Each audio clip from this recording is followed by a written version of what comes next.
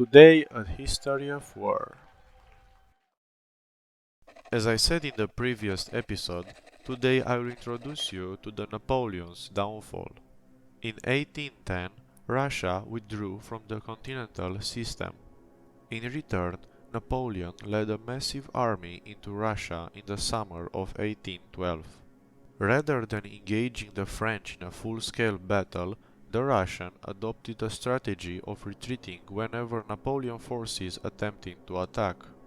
As a result, Napoleon's troops trekked deeper into Russia despite being ill-prepared for an extended campaign.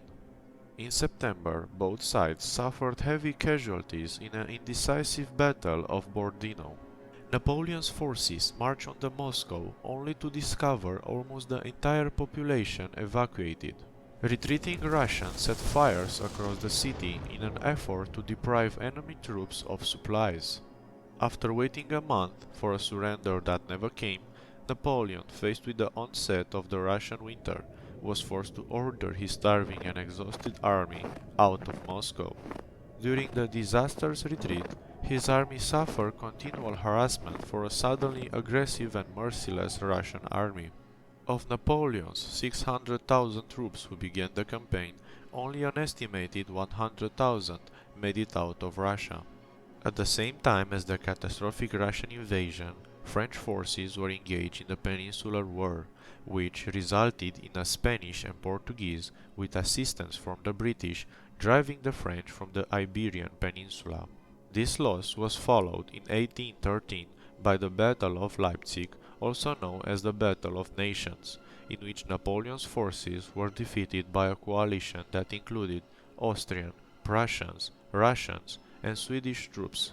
Napoleon then retreated to France, and in March 1814, coalition forces captured Paris.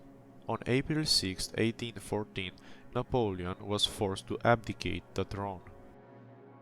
He was exiled to Elba, a Mediterranean island off the coast of Italy.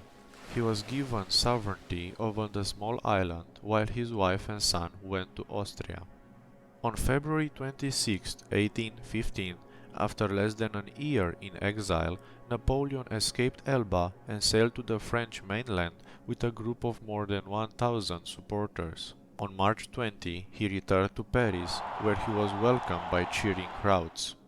The new king, Louis XVIII, fled, and Napoleon began what came to be known as his 100 Days Campaign. Upon Napoleon's return to France, a coalition of allies, the Austrians, British, Prussians, and Russians, who considered the French emperor an enemy, began to prepare for war. Napoleon raised a new army and planned to strike preemptively, defeating the allied forces one by one before they could launch a united attack against him. In June 1815, his forces invaded Belgium, where British and Prussian troops were stationed.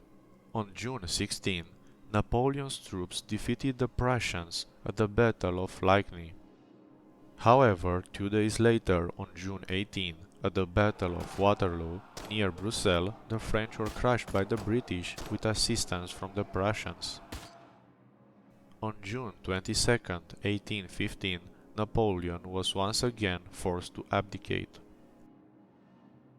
That was all for today, guys. I hope you like it, and see you next time.